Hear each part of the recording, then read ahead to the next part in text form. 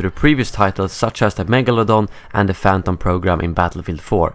Well, Battlefront is no different. Even though I've only played for a couple of days now, I've already found plenty of Easter eggs that I wanted to show you guys. Some of these are what I would call real Easter eggs, whereas some of them are more of environmental things that most of you probably notice when playing yourself. One of the biggest Easter eggs I've found so far is this small lizard I spotted on Endor.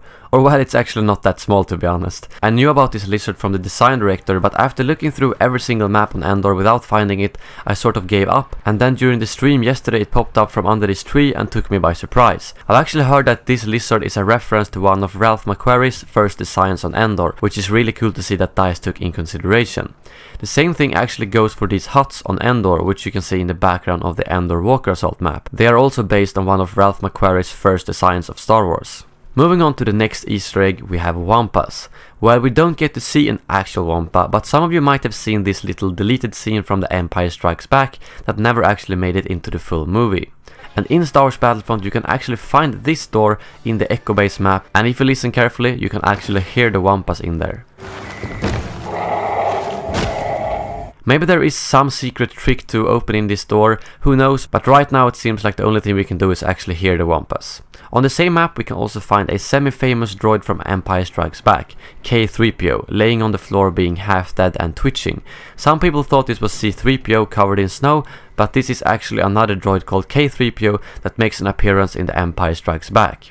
Moving on, we have some more things that maybe shouldn't be classified as Easter eggs, but more of cool environmental things such as the Sarlacc pit. The Sarlacc pit is available in one of the smaller Tatooine maps, and as you can see, Boba Fett actually did escape the Sarlacc pit. On Endor we can of course find the Ewoks that I think anyone who has played those maps has already noticed. They are available both up in the little villages, and they can also be seen flying with their homemade wings. Unfortunately you can't really interact with any of the wildlife in Battlefront, but what happens when you shoot an Ewok is simply that they run into the houses and hide. The same thing goes for the Jawas on Tatooine that you can spot around the huge sandcrawler. They also run into cover when you get close to them or shoot at them. On Tatooine you can of course spot the Tusken Raiders, both in the survival game mode and in some of the other game modes as well. The game is riddled with all of these different sorts of wildlife and creatures that you might see pop up when you play, something which I think really shows the details they put into this game. I'm sure there are plenty of more things in the game that I've missed, and hopefully we'll see a lot of cool stuff pop up in the community over the next couple of weeks, and who knows, maybe we'll get some Megalodon-sized Easter eggs in the future. Who wouldn't like to see something like a Rancor in the game? Anyways, that brings this video to an end.